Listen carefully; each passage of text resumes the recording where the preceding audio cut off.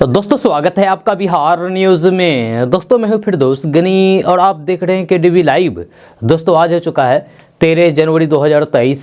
तो आज की बिहार की टॉप न्यूज़ लेकर आए हैं आपके लिए। दोस्तों वीडियो शुरू करने से पहले आपको बता दें कि अगर आप नए आए हैं इस चैनल पर तो फिर चैनल को सब्सक्राइब करके बेल आइकन को प्रेस कर दीजिए। तो चलिए शुरू करते हैं आज की पूरे बिहार की टॉप न्यूज़। दोस्तों आज बिहार न्यूज़ में सबसे पहले बात करेंगे कि बिहार के शिक्षा मंत्री चंद्रशेखर सिंह ने विवादित बयान दिया है। जी हाँ, शिक्षा मंत्री चंद्रशेखर ने अपने संबोधन के दौरान रामचरितमानस के कई दोहों को पढ़ते हुए कहा कि रामचरितमानस ग्रंथ समाज में नफरत फैलाने वाला ग्रंथ है। शिक्षा मंत्री ने कहा कि यह समाज में दलितों, पिछड़ों और महिलाओं को पढ़ाई से रोकता है, उन्हें उनका हक दिलाने से रोकता है। मनुस्मृति ने समाज में नफरत का बीज बोया है, फिर उसके बाद रामचरितमानस ने समाज में नफरत पैदा की है। आज के समय गुरु गोलवलकर के विचार समाज में नफरत फैला रहे हैं। मनुस्मृति को बाबा साहेब अम्बेडकर ने इसीलिए जलाया कि वे दलितों और वंचितों के हक छीनने की बातें करती है। जी हाँ, शिक्षा मंत्री कार्यक्रम से निकलने के बाद मीडिया से बातचीत करते हुए अपने बयान पर कायम रहे। उन्होंने 8वीं कक्षा की पुस्तक में महार आंदोलन की जगह महादलित आंदोलन लिखे जाने के सवाल पर कहा है कि ये यही कहेंगे कि अम्बेडकर ने महान आंदोलन किया है। यह समाज के लोग जो सवाल उठा रहे हैं वह अनावश्यक विवाद पैदा कर रहे हैं। दोस्तों बात करते हैं कि बिहार की राजधानी पटना से बड़ी खबर सामने आ रही है। ताज़ा रिपोर्ट्स के मुताबिक बिहार में तकनीकी एजेंसी के माध्यम से नल जल योजना का घर घर सर्वे किया जाएगा। इसको लेकर के विभाग के स्तर पर तैयारी की जा रही है। आपको बता दूं कि इस सर्वे के दौरान एजेंसी एवं अधिकारियों की टीम लोगों के घर घर जाकर के रिपोर्ट तैयार करेगी। साथ ही साथ इस योजना से जुड़ी हुई शिकायत के बारे में पूरी जानकारी लेगी। जब वहीं जो लोग छूट गए हैं उन लोगों के घर को चिन्हित किया जाएगा। खबर के अनुसार सभी चिन्हित घरों को मार्च महीने तक पानी पहुंचाने का काम किया जाएगा ताकि सभी लोगों को इस योजना का लाभ दिया जा सके। इसको लेकर के जल्द ही सर्वे का काम शुरू किया जाएगा। इसको लेकर के विभाग के द्वारा तैयारी की जा रही है। वहीं बिहार के कई जगहों से ऐसी शिकायत सामने आ रही है कि पाइप बिछाने के दौरान जो सड़कें तोड़ी गई थी उन सड़कों का मरम्मत नहीं किया गया है। सर्वे के दौरान इस शिकायत को भी दूर करने का प्रयास किया जाएगा और सर्वे में इसे भी चिन्हित किया जाएगा। दोस्तों बात करते हैं कि केंद्रीय स्वास्थ्य मंत्री मनसुख मंडाविया ने कहा कि अंतर्राष्ट्रीय हवाई अड्डों पर रैंडम सैंपलिंग के दौरान 200 से अधिक हवाई यात्रियों को कोरोना पॉजिटिव पाया गया है। इनमें से कई सैंपल में BF7 वेरिएंट की पुष्टि हुई है। स्वास्थ्य मंत्री मनसुख मंडाविया ने कहा है कि दुनिया में कोरोना की चौथी लहर के बीच हम हर हवाई अड्डे की निगरानी कर रहे हैं। अब तक 8,700 उड़ानों की निगरानी की गई है। दोस्तों बात करते हैं कि फ्री राशन की सुविधा लेने वाले लोगों के लिए अच्छी खबर सामने आ रही है। अगर आप भी प्रधानमंत्री गरीब कल्याण योजना का फायदा ले रहे हैं तो फिर अब से आपको हर महीने 35 किलो अनाज मुफ्त मिलेगा। सरकार ने नए साल में ये बड़ा फैसला किया है। इसको लेकर के सभी राज्यों को दिशा निर्देश भी जारी कर दिया गया है। 1 जनवरी से करीब 80 करोड़ से अधिक लोगों को फ्री में खाद्यान्न की सुविधा मिलेगी। खास बात यह है कि आपको पूरे साल फ्री अनाज का फायदा मिलेगा। हाँ, खाद्य मंत्रालय ने जानकारी देते हुए बताया है कि प्रधानमंत्री गरीब कल्याण योजना के तहत लाभार्थी को फ्री राशन की सुविधा दी जा रही है। केंद्र सरकार ने कहा है कि लाभार्थियों को साल 2023 में राशन के लिए परेशान नहीं होना पड़ेगा। सरकार ने फ्री राशन वाली सुविधाओं को पूरे साल 2023 में देने का फैसला किया है। इस स्कीम के तहत आपको मुफ्त खाद्यान्न मिलेगा। दोस्तों बात करते हैं कि प्रधानमंत्री किसान सम्मान निधि योजना की 13वीं किस्त का बेसब्री से इंतजार किया जा रहा है। इस किस्त में अब एक अपडेट निकल करके सामने आ रहा है। जो किसानों के खाते में 2,000 रुपये की राशि इस महीने की किसी भी दिन जारी की जा सकती है। हालांकि इससे पहले इस योजना के लाभार्थी सूची में लगातार मिल रही गड़बड़ियों को देखते हुए सरकार ने भूलेखों के सत्यापन में तेजी लाने की शुरू कर दी है। जब PM किसान योजना के तहत 8 करोड़ से ज्यादा किसानों के खाते में 2,000 रुपये की राशि आ सकती है। हालांकि इस योजना के लिए पात्रता रखने के बाद भी आप 2,000 रुपये से वंचित रह सकते हैं। ऐसा KYC की प्रक्रिया पूरी नहीं करने पर होगा। जल्द से जल्द अगली किस्तों का लाभ उठाने के लिए किसान PM किसान योजना की ऑफिशियल वेबसाइट पर विजिट करके KYC की प्रक्रिया जरूर पूरा करें। आपको बता दूं कि PM किसान योजना के लाभार्थियों की संख्या में लगातार कमी आ रही है। इस योजना का अवैध तरीके से लाभ उठाने वाले लोगों के खिलाफ सरकार सख्त है। दोस्तों बात करते हैं कि कपकपाती ठंड से जहां लोग परेशान हैं, तो वहीं रात के सन्नाटे में घूमने वाले बदमाशों ने उनकी समस्या और बढ़ा करके रख दी है। आपको बता दें कि कड़ाके की ठंड की वजह से लोग शाम होते ही अपने अपने घर में कैद हो जाते हैं। ठंड से बचने के लिए लोग ऐसा करते हैं, जिसकी वजह से शाम होते ही सड़कें वीरान हो जाती है, जिसका फायदा चोर उठाते हैं। रात के सन्नाटे में जब गली मोहल्ले में कोई नहीं दिखता था, तब बदमाश ग्रुप में निकलते थे और चोरी की घटना को अंजाम दिया करते थे। ये ज़्यादा बाइक चोरी करने का काम करते थे। जब उनकी इस करतूत से लोग परेशान थे। लगातार मिल रही बाइक चोरी की शिकायत के बाद पुलिस इन चोरों की तलाश में लगी थी और आखिरकार पुलिस ने 11 चोरों को हथियार के साथ धर दबोचा है। आपको बता दूं कि ये मामला बिहार के नवादा जिले का है। जी नवादा जिले में ये घटना हुआ है। नवादा पुलिस ने बाइक चोरी करने वाले एक गिरोह का पर्दाफाश किया है, जिसमें नवादा पुलिस ने त्वरित कार्रवाई करते हुए गिरोह के कुल 11 लोगों को गिरफ्तार किया है। साथ ही साथ चोरी की 9 बाइक भी बरामद किया गया है। दोस्तों बात करते हैं कि बिहार की राजधानी पटना के रहने वाले खान सर आज किसी परिचय के मोहताज नहीं हैं। सोशल मीडिया पर उनकी वीडियो के फैंस सभी वर्ग के लोग हैं। खान सर की पॉपुलैरिटी इतनी ज़्यादा है कि उनके खिलाफ बोलना किसी के लिए कठिन पैदा कर सकता है। ऐसा ही एक मामला ट्विटर पर नजर आया। एक यूज़र ने पोस्ट डालकर के खान सर के दावे पर सवाल उठाया, लेकिन कुछ ही देर बाद कमेंट बॉक्स में मिलने वाली धमकियों के चलते उसे माफ़ी मांगनी पड़ी। खान सर ने TV show the Kapil Sharma show में बताया था कि उनके क्लास में बर्तन मांजने वाली लड़की और मजदूरी करने वाला लड़का भी पढ़ता है। साथ ही खान सर ने अपने कोचिंग में यूपीएससी की फीस की भी जानकारी दी है। उनके उन्हीं बातों पर सवाल उठाए गए हैं। खान सर पर सवाल उठाने वाले यूजर ने लिखा है कि यूपीएससी जैसी परीक्षा की तैयारी करने वालों का दिमाग बहुत तेज होता है। ऐसे छात्र 10वीं 12वीं के बच्चों को कोचिंग देकर भी पढ़ाई कर सकते हैं। जरूरी नहीं है कि इसके लिए बर्तन ही मांजना पड़े। यूजर के इस पोस्ट का खान सर के समर्थकों ने विरोध किया। खान सर पर टिप्पणी करने वाले इस पोस्ट पर बहुत सारे कमेंट आए। इसके बाद पोस्ट शेयर करने वाली यूज़र ने एक और पोस्ट शेयर करके माफ़ी मांगी है। जहाँ उसने लिखा है कि खान सर मात्र एक शिक्षक नहीं है, बल्कि एक इमोशन है। आज से पहले बहुत लोगों के खिलाफ लिखा पर भयभीत नहीं हुआ, पर आज हुआ। मैं मानता हूं कि वे सच में एक महान शिक्षक है। उनके बारे में मुझे कम जानकारी थी। कमेंट बॉक्स में उनके विद्यार्थी भी किसी क्रांतिकारी से कम नहीं लग रहे हैं। दोस्तों बात करते हैं कि बिहार की सियासत इस ठंड के मौसम में एक बार फिर से गर्म हो गई है। इस बार इसका मुख्य वजह बिहार के शिक्षा मंत्री द्वारा हिंदू धर्म ग्रंथ रामचरितमानस को लेकर के दिया गया विवादित बयान है। जब शिक्षा मंत्री के इस बयान को लेकर के भाजपा के नेता एक सुर में इसका विरोध जता रहे हैं। इसी कड़ी में अब केंद्र सरकार के मंत्री और बेगूसराय के सांसद गिरिराज सिंह ने जोरदार हमला बोला है। बेगूसराय के सांसद और केंद्रीय मंत्री गिरिराज सिंह ने कहा कि बिहार में जिस तरीके से नीतीश कुमार जिस तरीके से अपने मंत्रियों के द्वारा हिंदुओं को अपमानित करवाते हैं, ये सरासर गलत है। अब की बार जिस तरीके से उनके मंत्री ने सनातन के ग्रंथ मानस को अपमानित करने का काम किया है, क्या वोट बैंक के लिए नीतीश कुमार कब तक हिंदुओं को गाली दिलवाते रहेंगे? क्या नीतीश कुमार के मंत्री में ताकत है कि कुरान पर इस तरीके की बात करें? उनके आयातों पर किस तरह की बात कर सकते हैं? गिरिराज सिंह ने कहा है कि नीतीश कुमार वोट बैंक की खातिर टुकड़े टुकड़े गैंग और फिर इस तरह की मानसिकता रखने वाले लोगों का समर्थन करना बंद कर दें। नीतीश कुमार हिंदुओं को गाली देना, उनको अपमानित करना बंद कर दें, वरना उनको काफ़ी नुकसान उठाना पड़ सकता है। अब हिंदू इसे बर्दाश्त नहीं कर सकते हैं। आपको बता दूं कि आज एक बार फिर से बिहार सरकार के शिक्षा मंत्री चंद्रशेखर ने कहा कि रामचरितमानस में 5-6 ऐसे दोहे हैं जो विरोध करने योग्य हैं।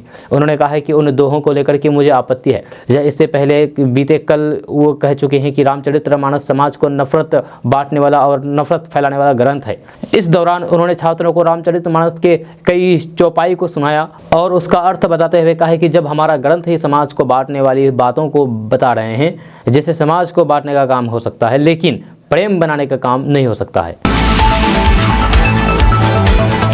दोस्तों बात करते हैं कि पूर्णिया प्रमंडल से भारतीय जनता पार्टी के विधान पार्षद और किशनगंज के माता गुजरी यानी कि एमजीएम मेडिकल कॉलेज सह लायंस सेवा केंद्र किशनगंज के डायरेक्टर डॉक्टर दिलीप कुमार जायसवाल को समाज एवं चिकित्सा सेवा के क्षेत्र में उत्कृष्ट कार्य करने पर इंडियन मेडिकल एसोसिएशन यानी कि IMA की ओर से सम्मानित किया जाएगा।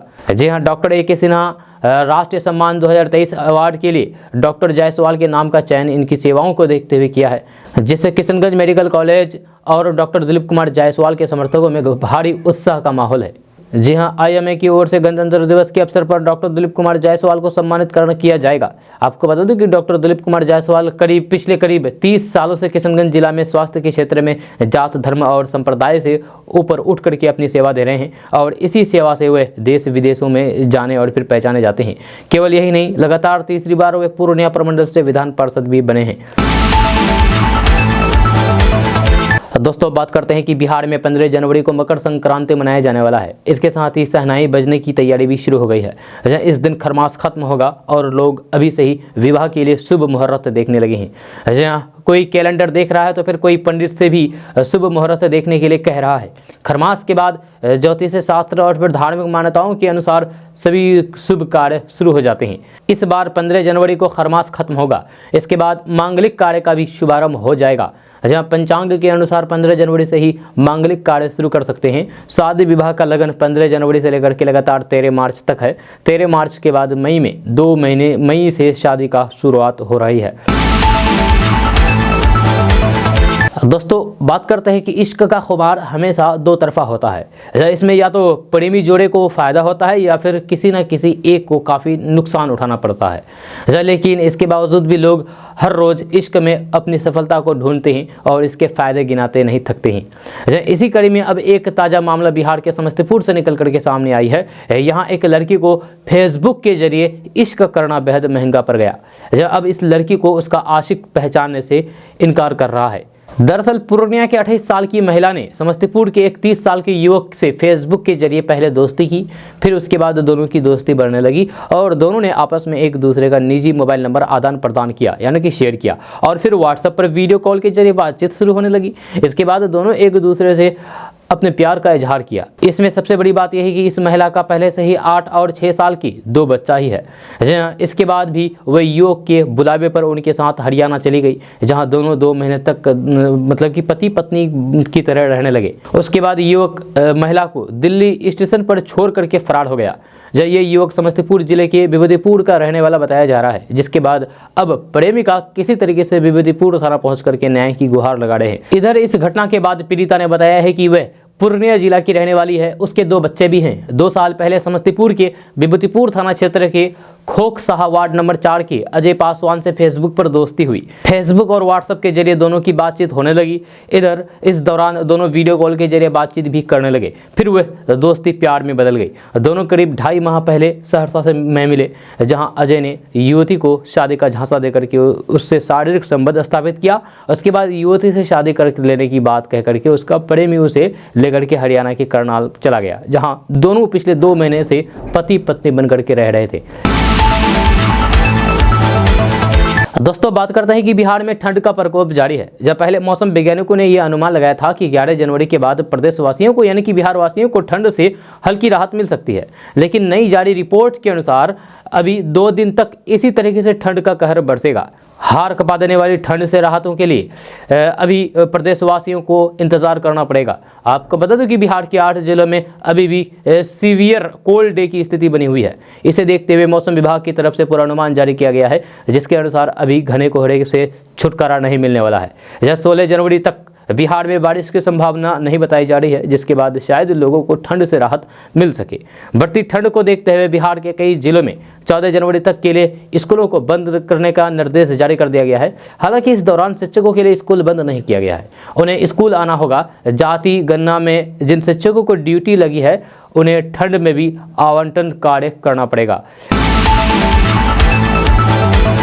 दोस्तों, बात करते हैं कि बिहार में लंपी वायरस ने 2 पशुओं की जान ले ली है। इसका कहर अभी से ही नजर आने लगा है। बिहार में कुल 1258 गाय इसकी चपेट में आ गई है। जी हां, वहीं बेहतर इलाज से 933 पशु वापस से ठीक भी हो गए हैं।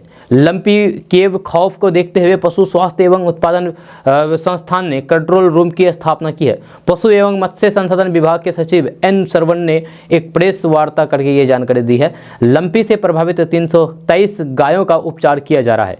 इससे बचाव के लिए बिहार के 28 जिलों में अभियान की शुरुआत की गई है, जिसके तहत 9 जनवरी से 1,38,00,000 गायों का टीकाकरण किया जाएगा। पशु एवं मत्स्य संसाधन विभाग के सचिव एन सरवन ने बताया है कि स्थिति फिलहाल कंट्रोल में है। इसके लिए पूरे बिहार के जिला स्तर की रैपिड रेस्पॉन्स टीम बनाई गई है। अभी तक 40,100 पशुओं का टीकाकरण हुआ है। यहाँ सिर्फ गाय में ही ये रोग देखने को मिल रहा है। इसके लिए पशु चिकित्सकों को खास प्रशिक्षण दिया जा रहा है। आपको बता दें कि अभी तक बिहार के कुल 12 जिलों में सबसे अधिक लंपी के मामले सामने आए हैं। इसका कहर दरभंगा, पटना, पूर्णिया, जहानाबाद, नवादा, शेखपुरा, नालंदा, गया, बक्सर और कैमूर जिले में देखने को मिल रहा है। इससे किसान काफी परेशान हैं और पशुओं की देखभाल के लिए हर मुमकिन कोशिश करने में लगे हुए हैं। सभी गायों को लंपी से बचने के लिए टीकाकरण का सहारा ले रहे हैं। दोस्तों, खराब मौसम और परिचालन संबंधित अन्य दिक्कतों के चलते आज भी भारतीय रेलवे ने 368 ट्रेनें रद्द कर दी है। जहां वहीं दिल्ली पहुंचने वाली 23 ट्रेनें लेट चल रही है। जहां सर्द मौसम में घने कोहरे पिछले कई दिनों से रेल यातायात को प्रभावित करता रहा है। जहां हालांकि पश्चिमी विक्षोभ के असर से तेज सतही हवाओं के कारण पंजाब, हरियाणा, दिल्ली, राजस्थान और पश्चिम उत्तर प्रदेश में कोहरे की स्थिति में उल्लेखनीय सुधार हुआ है, लेकिन पूर्वी यूपी और बिहार में घना से बहुत घना कोहरा जारी है। आज भी रेल परिचालन में कोहरे और फिर अन्य कारणों से इस पर असर पड़ा है। इस वजह से भारतीय रेलवे ने 368 ट्रेनों को रद्द कर दिया है। वहीं लंबी दूरी की कई रेलगाड़ियों को 41 ट्रेनों को रिशेड्यूल भी किया गया है। इसके साथ ही 5 ट्रेनों का रूट डाइवर्ट करके उनके निर्धारित रास्ते के बजाय अन्य रास्तों से चलाया जा रहा है। दोस्तों, बात करते हैं कि केंद्रीय कैबिनेट की बैठक में कई अहम फैसले लिए गए हैं, जिनमें मुफ्त अनाज वाली सभी योजनाओं को सरकार ने अब प्रधानमंत्री गरीब कल्याण अन्न योजना में ही शामिल कर लिया गया है। यह पहले गरीबी रेखा से नीचे आने वाले लोगों के लिए अंत्योदय अन्न योजना और फिर ऐसी ही दूसरी योजनाएं चल रही थी, जिसके जरिए गरीबों को फ्री में राशन दिया जाता है। अब 1 जनवरी से प्रधानमंत्री गरीब कल्याण अन्न योजना के तहत ही देश भर के गरीबों को राशन दिया जाएगा। जी हां, प्रधानमंत्री नरेंद्र मोदी की अध्यक्षता में हुई कैबिनेट की बैठक में चर्चा के बाद इस फैसले पर मुहर लगाई गई है। जहां इस नई योजना की शुरुआत 1 जनवरी 2023 से शुरू हो गई है और देश के करीब 80 करोड़ लोगों को इसका लाभ मिल रहा है। इस योजना के शुरू होने के बाद साल 2023 में प्राइमरी हाउस होल्ड और फिर अंत्योदय अन्न योजना के लाभार्थियों को प्रधानमंत्री गरीब कल्याण अन्न योजना के तहत मुफ्त राशन दिया जाएगा। जी हाँ, केंद्र सरकार की तरफ से बताया गया है कि PMGKY के तहत देश भर के गरीबों में राशन वितरण करने में पारदर्शिता आएगी और फिर सभी राज्यों में एक जैसी व्यवस्था होगी। दोस्तों, बात करते हैं कि केंद्र की मोदी सरकार ने हज को लेकर के अहम फैसला लिया है। सूत्रों के मुताबिक सरकार ने हज में VIP कोटे को खत्म कर दिया है। आपको बता दूं कि राष्ट्रपति, उपराष्ट्रपति, प्रधानमंत्री, अल्पसंख्यक कार्य मंत्री और फिर हज कमेटी को कोटे के तहत सीटें मिलती थी। हज में राष्ट्रपति कोटे से 100, उपराष्ट्रपति कोटे से 75 और PM कोटे से 75, अल्पसंख्यक कार्य मंत्री कोटे से 50 और हज कमेटी ऑफ इंडिया को 200 सीटें मिलती थी। VIP कोटे में कुल 500 सीटें थी। नई पॉलिसी के ड्राफ्ट में इसको खत्म कर दिया गया है। अब सारे हज यात्री हज कमेटी और फिर प्राइवेट टूर ऑपरेटर्स के जरिए जाएंगे। यह सरकार की हज पॉलिसी बहुत जल्द आने वाली है। यह सरकार के इस फैसले के बाद अब VIP तीर्थ यात्री भी आम तीर्थ यात्री की तरह यात्रा कर सकेंगे। हाल ही में सरकार और फिर सऊदी अरब ने हज 2023 के लिए एक समझौता पर हस्ताक्षर किया है।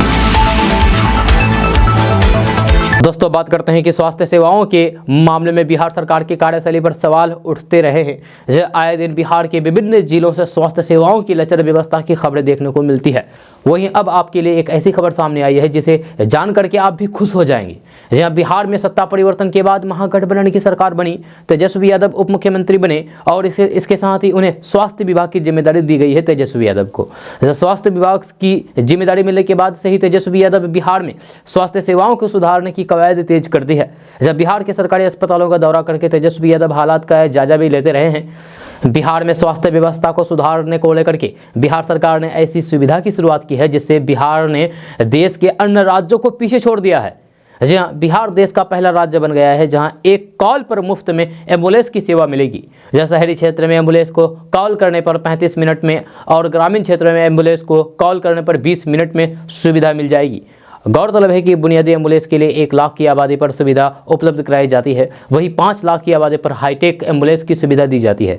बिहार में बुनियादी एम्बुलेंस के लिए 86,000 की आबादी और फिर हाईटेक एम्बुलेंस के लिए 2,17,000 की आबादी पर यह सुविधा दी जा रही है। इस तरीके से बिहार देश के दूसरे राज्यों के मुकाबलों में इस सुविधा को देने वाले प्रदेशों में सबसे ऊपर है। बिहार देश का पहला राज्य बन गया है जहां ये सुविधा दी जा रही है। आपको बता दें कि बिहार सरकार ने 1000 से ज़्यादा एम्बुलेंस खरीदने की भी मंजूरी दे दी है। यह कोरोना काल के दौरान बिहार में एम्बुलेंस की कमी हो गई थी। इसकी सबसे बड़ी वजह थी कि 700 के करीब एम्बुलेंस जर्जर हो गए थे। जब बिहार में खटरा हो चुके एम्बुलेंस को हटा करके नए एम्बुलेंस की खरीदारी को मंजूरी दे दी गई है। दोस्तों बात करते हैं कि बिहार के शिक्षा मंत्री प्रोफेसर चंद्रशेखर ने नालंदा ओपन यूनिवर्सिटी के दीक्षांत समारोह में हिंदू धार्मिक ग्रंथ रामचरितमानस को लेकर के दी गई टिप्पणी पर विवाद खड़ा हो गया है। जब बिहार सरकार के मंत्री के बयान पर तीखी प्रतिक्रिया आनी शुरू हो गई है। इसी कड़ी में अयोध्या के संत जगत गुरु परमहंस आचार्य ने मंत्री को अपने पद से हटाने तक की मांग कर दी है। इसके साथ ही उन्होंने एक बड़ा विवादित बयान दे दिया है। अयोध्या के संत जगत गुरु परमहंस आचार्य ने कहा है कि जो कोई भी बिहार सरकार के शिक्षा मंत्री चंद्रशेखर की जीभ लेकर के आएगा उसे 10 करोड़ रुपए का इनाम देंगे। दोस्तों बात करते हैं कि बिहार में मुख्यमंत्री नीतीश कुमार के नेतृत्व में मंत्रिमंडल विस्तार को लेकर के चर्चा जोरों पर है। ऐसे में कैबिनेट में कुछ नए चेहरों को जगह देने से लेकर के कुछ मंत्रियों के विभागों में भी फेरबदल के कयास लगाए जा रहे हैं। लेकिन मुख्यमंत्री नीतीश कुमार ने 2 उप मुख्यमंत्री बनाए जाने की अटकलों पर विराम लगा दिया है। उन्होंने कहा कि डिप्टी सीएम वाली बात सब फालतू है, हम नहीं बनाने वाले हैं। 2 डिप्टी सीएम बनाने का क्या मतलब है? कैबिनेट विस्तार को लेकर के सीएम नीतीश कुमार ने कहा है कि मंत्रिमंडल से जिनके 1 या 2 मंत्री हटे हैं उन्हें हताश होने की जरूरत नहीं है, उन्हें मंत्रिमंडल में जगह मिल जाएगी। कांग्रेस के लिए भी एक मंत्रालय देखा जाएगा। सीएम नीतीश कुमार ने कहा है कि जातिगत जनगणना सभी दलों की सहमति से ही हो रही है। केंद्र सरकार से तो हम लोग जाकर के मिले ही थे, लेकिन उन्होंने मना कर दिया था। या फिर हम लोगों ने फैसला किया है कि बिहार में खुद से जातिगत जनगणना करवाई जाएगी। उन्होंने कहा है कि उपजाति की गिनती क्यों, सब अपना जाति बताते हैं, या उपजाति कोई नहीं बताता है। अपर कास्ट में 4 जातियां हैं, लेकिन सब अपनी अपनी जातियां बताते हैं, कोई उपजाति नहीं बताता है। आपको बता दो कि नीतीश कुमार ने अगस्त 2022 में बीजेपी से गठबंधन तोड़ करके महागठबंधन में वापसी किया था, जहां नीतीश कुमार और तेजस्वी यादव डिप्टी सीएम बने थे। 31 सदस्यीय मंत्रिमंडल का गठन किया गया था, जिसमें कांग्रेस कोटे से 2 मंत्री बनाए गए थे। इसमें एक आफाक आलम कैबिनेट और फिर दूसरे मुरारी प्रसाद गौतम राज्य मंत्री के रूप में शपथ ली थी। आरजेडी कोटे से 16, जेडीयू से 11, हिंदुस्तान एवं मोर्चा सेक्युलर के पास 1 और 1 निर्दलीय विधायक मंत्री बने थे। दोस्तों बात करते हैं कि केंद्र सरकार कट्टरवाद की विचारधारा को लेकर के गंभीर है। जब केंद्र की ओर से राज्यों को चिट्ठी लिख करके कहा गया है कि जेल में कट्टरवाद की विचारधारा फैलाने वाले कैदियों को अलग रखा जाए ताकि अन्य कैदियों पर इसका प्रभाव ना पड़े। या इसके साथ ही नकारात्मक रूप से प्रभावित करने वाले कैदियों को अलग बारों में रखा जाए। जब केंद्र गृह मंत्रालय की ओर से सभी राज्यों और फिर केंद्र शासित प्रदेशों को चिट्ठी लिखी गई है। इसमें कहा गया है कि कट्टरवाद की विचारधारा फैलाने वाले कैदियों को जेल में अलग बैरक में रखा जाए। इसके साथ ही राज्य कारागार अधिकारियों को रेडिलाइजेशन पर विशेष सत्र का आयोजन करना चाहिए। ये गुमराह अपराधियों की मानसिकता में बदलाव लाने में मदद कर सकता है। दोस्तों बात करते हैं कि बिहार के एक भ्रष्ट अधिकारी की संपत्ति जब्ती का आदेश पारित हुआ है। जन निगरानी की विशेष अदालत ने यह आदेश दिया है। नवादा के तत्कालीन जिला सहकारिता पदाधिकारी विक्रम कुमार झा की चल और अचल 47 संपत्तियों को जब्त करने का आदेश पारित हुआ है। 2016 में निगरानी ब्यूरो ने आय से अधिक संपत्ति के मामले में नवादा के जिला सहकारिता पदाधिकारी के नवादा, पटना और पूर्णिया के 4 ठिकानों पर छापेमारी करके करोड़ों की चल अचल संपत्ति का खुलासा किया गया था। जब पूर्णिया में जिला सहकारिता पदाधिकारी की ससुराल से करीब 1 करोड़ 25 लाख रुपए कैश बरामद किए गए थे। इसके अलावा करीब 1.5 किलो जेवरात और 50 बीघा जमीन के अवैध कागजात बरामद किए गए थे। जन निगरानी की विशेष अदालत ने सहकारिता पदाधिकारी विक्रम कुमार झा के पटना, भागलपुर, पूर्णिया समेत 17 स्थानों पर जमीन के प्लॉट और मकान के अलावे जीपीओ एवं बैंक के 29 खातों में जमा राशि को भी जब्त करने का आदेश दिया है। सभी संपत्तियों का मूल्य करीब 3 करोड़ 73 हजार रुपए है। ये सभी संपत्ति पत्नी नीलू झा या फिर उनके अपने रिश्तेदार के नाम पर है। दोस्तों बात करते हैं कि नीतीश सरकार बिहार के किसानों को आतंकी बताने पर तुली हुई है। अपने हक के लिए महीनों से आंदोलन कर रहे बक्सर के जिले के चौसा के किसानों पर पुलिस या कहर टूटा है। रात के गुप्त अंधेरे में पुलिस वाले किसानों को आतंकी समझ करके घरों में प्रवेश करते हैं। महिलाओं के सामने अन्नदाताओं को बेरहमी से पिटाई करते हैं। इतने से मन नहीं भरा तो खींच करके थाना ला करके जेल भेज देते हैं। आप इसे सुशासन कहेंगे? जब किसानों की पिटाई और फिर जेल भेजे जाने के विरोध में हजारों किसान सड़कों पर उतर करके जम करके आगजनी और फिर तोड़फोड़ की। जब बक्सर के किसानों पर पुलिस या जुल्म के खिलाफ राज्य भर के किसानों में भारी आक्रोश है। जब बीजेपी ने इस पर नीतीश सरकार को कटघरे में खड़ा किया है, इधर सत्ताधारी जेडीयू पुलिस प्रताड़ना के शिकार किसानों के जले पर नमक रगड़ रही है। जेडीयू ने कहा है कि हंगामा और तोड़फोड़ के पीछे भाजपा का हाथ है। जेडीयू के विधान पार्षद संजय सिंह ने बक्सर वाले मामले पर कहा है कि पुलिस ने खुद आरोपित पुलिस वालों पर केस किया है और उन पर जांच चल रही है। इसके बावजूद भी सुशील कुमार मोदी का बयान निंदनीय है। यह वे महज राजनीतिक रोटी सेकने के लिए एक तरह से बयान देते हैं। उनको मालूम होना चाहिए कि बिहार में कानून का राज है, नीतीश कुमार है। आगे कहा कि बिहार सरकार ने जब ये दर तय की थी तब की दर दी जा रही है। 2022 की बात आप कर रहे हैं तो फिर क्या 2022 का दर पूरे देश में लागू होगा? उन्होंने कहा है कि किसान तो शांति और संयम से रहते हैं, पर उन्हें भड़काने वाले भाजपा के लोग हैं।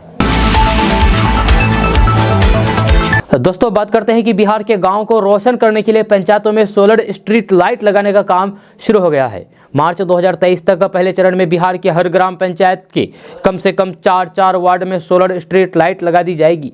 इसके साथ ही अप्रैल से शेष वार्डों में सोलर स्ट्रीट लाइट लगाने का काम शुरू कर दिया जाएगा। सोलर स्ट्रीट लाइट लगाने के इस काम के लिए सरकार द्वारा 10 एजेंसियों को जिम्मेदारी दी गई है। साथ ही सोलर स्ट्रीट लाइट लगाने वाली एजेंसियों को 5 साल तक इसका मेंटेनेंस भी करना है। इसे रिमोट मॉनिटरिंग सिस्टम से जोड़ा जाएगा, जिससे राजधानी में बैठकर के ये पता लगाया जा सके कि कितनी लाइट जली है या फिर नहीं जली है। पंचायती राज विभाग के आधिकारिक सूत्रों के अनुसार अभी तक सोलर स्ट्रीट लाइट लगाने के लिए राज्य सरकार द्वारा राज्य योजना मद से 1,88,92,000 रुपये जारी किए गए हैं, जबकि छठे राज्य वित्त आयोग की अनुशंसा पर 57 करोड़ रुपये दिया गया है।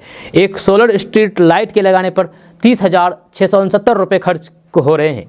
जी हाँ, जिसमें 5 साल का मेंटेनेंस भी शामिल है।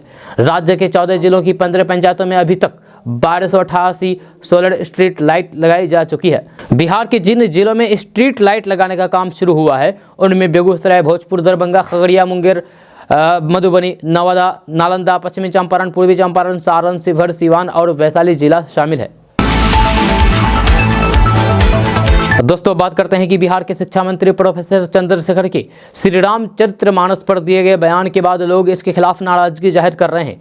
रामचरितमानस को समाज बांटने वाला और फिर नफरत फैलाने वाला किताब बताने पर बिहार विधानसभा में नेता प्रतिपक्ष विजय कुमार सिन्हा ने कड़ी प्रतिक्रिया जताई है। जब बिहार के नेता प्रतिपक्ष विजय कुमार सिन्हा ने कहा कि रामचरितमानस का अपमान करने वाले शिक्षा मंत्री को तुरंत मंत्रिमंडल से बर्खास्त किया जाना चाहिए या उनके ऊपर मुकदमा भी दर्ज होना चाहिए। शिक्षा मंत्री ने अपने बयान से करोड़ों हिंदुओं की आस्था को चोट पहुंचाई है। दरअसल नीतीश सरकार में शामिल बिहार के शिक्षा मंत्री चंद्रशेखर ने रामचरितमानस की एक चौपाई का जिक्र करते हुए कहा है कि रामचरितमानस समाज को बांटने वाला ग्रंथ है। नेता प्रतिपक्ष विजय कुमार सिन्हा ने कहा है कि शिक्षा मंत्री का बयान दुर्भावना से ग्रसित है।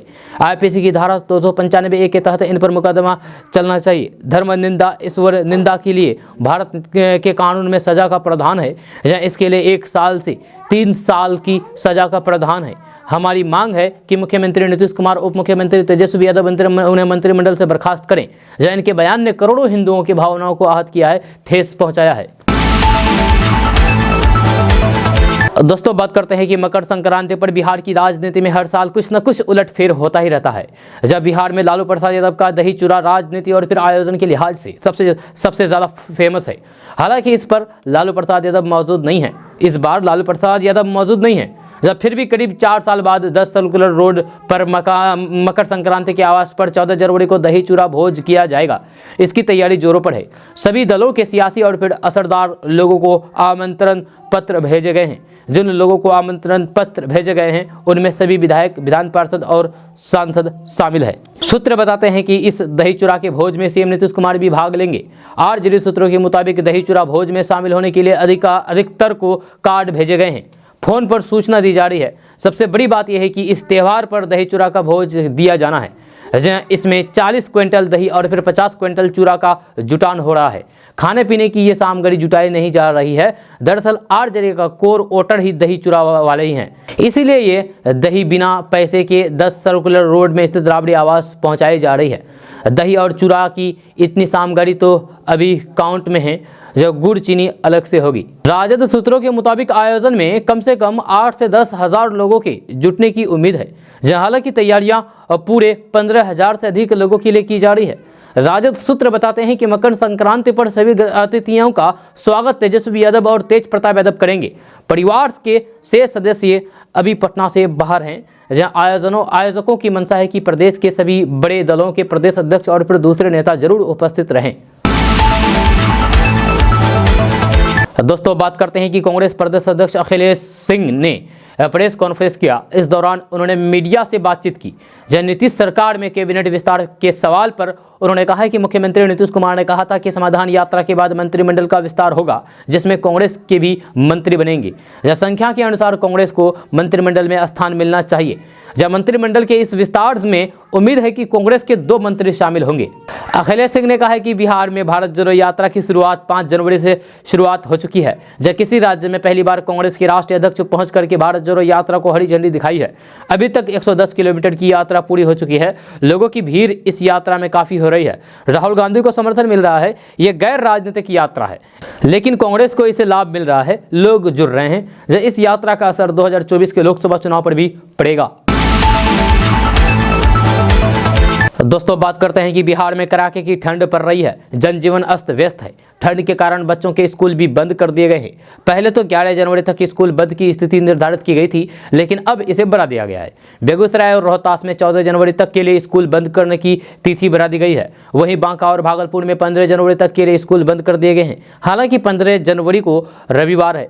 जहाँ बुधवार को जिलाधिकारी ने मौसम के हालात को देखते हुए ये फैसला लिया है। यह शीतलहर का प्रकोप बच्चों की शिक्षा पर भी भारी पड़ रहा है। जिन जिलों में 12 तारीख को स्कूल खुलने थे, वहां अब 16 जनवरी को स्कूल खुलेंगे। हालांकि इसमें सभी जिले शामिल नहीं हैं। यह 14 जनवरी को शनिवार है और 15 जनवरी को रविवार है। इसके बाद 16 जनवरी सोमवार को स्कूल खुलने की फिलहाल बात कही गई है। यह बिहार में मौसम को देखते हुए ये फैसला लिया जाएगा कि 16 जनवरी यानी कि सोमवार को भी स्कूल खोला जाए या फिर नहीं। बिहार के कई जिलों का भी जल्द फैसला आ जाएगा। अररिया में पहले से ही स्कूल बंद है। 15 जनवरी तक के लिए निर्धारित किए गए थे। इसके अलावा कैमूर में 16 जनवरी को स्कूल खुल सकते हैं। यह निर्देश पहले की तरह जारी किया गया है। दोस्तों, बात करते हैं कि इंडियन आइडल सीजन 13 में सारण के लाल शिवम ने अपनी गायिका की जादू से देश के लोगों को दीवाना बना दिया है, जिसकी बदौलत शिवम ने टॉप 8 में जगह बना ली है। सारण जिले के खैरा थाना क्षेत्र के ककड़िया गांव निवासी doctor Ashwini Kumar Singh and doctor Madhuri Singh के पुत्र शिवम सिंह फिलहाल गुजरात के वडोदरा में अपने माता पिता के साथ रहते हैं। वहीं से उन्होंने अपना ऑडिशन दिया था। दोस्तों, बात करते हैं कि बिहार में पिछले 5 सालों में सरकारी इंजीनियरिंग कॉलेजों की संख्या बढ़ी है। अब हर जिले में एक सरकारी इंजीनियरिंग कॉलेज खुल गया है, पर इन कॉलेजों में छात्र रुचि नहीं दिखा रहे हैं। ऐसे में इन कॉलेजों में आधी सीटें खाली रह जा रही है। इसके साथ ही जिन छात्रों ने नामांकन कराया है, उनमें भी करीब 40% कक्षाओं में उपस्थित नहीं हो रहे हैं। मुख्यमंत्री नीतीश कुमार ने समाधान यात्रा के दौरान सरकारी इंजीनियरिंग कॉलेजों में बुनियादी सुविधाएं बढ़ाने तथा खेलकूद और सिनेमा देखने की व्यवस्था भी कराने का निर्देश दिया है। इधर छात्रों की कम उपस्थिति को देख करके विज्ञान एवं प्रौद्योगिकी विभाग ने सभी कॉलेजों के प्राचार्य से ब्यौरा मांगा है। जब विभागीय सूत्रों के मुताबिक बिहार के सभी जिले में एक इंजीनियरिंग कॉलेज हैं। जब सभी सेमेस्टर को मिलाकर के इन कॉलेजों में 25,000 छात्र पढ़ाई कर रहे हैं। विज्ञान एवं प्रौद्योगिकी विभाग की समीक्षा बैठक में जब इंजीनियरिंग कॉलेजों छात्रों के संबंध में प्राचार्यों से जब इनकी उपस्थिति को लेकर के ब्यौरा मांगा गया, तो फिर ये देखा गया है कि 52 से 62% ही छात्र कॉलेज पहुंच रहे हैं। इस कारण विभाग ने प्राचार्य को सख्त निर्देश दिया है कि 75% कम से कम उपस्थिति वाले छात्रों का परीक्षा फॉर्म नहीं भरा जाए। जब वहीं कॉलेज के प्राचार्य से कम छात्रों की उपस्थिति को लेकर के ब्यौरा मांगा है। दोस्तों, आज का न्यूज़ बस यहाँ तक। कैसा लगा नीचे कमेंट बॉक्स में कमेंट करके जरूर बताइएगा। अगर आप नए आए हैं इस चैनल पर तो फिर चैनल को सब्सक्राइब करके बेल आइकन को प्रेस कर दीजिए और साथ में वीडियो को लाइक कर दीजिए, अपने दोस्तों के साथ शेयर भी कीजिए। तो चलिए मिलते हैं फिर नेक्स्ट वीडियो के साथ। तब तक के लिए जय हिंद, जय बिहार।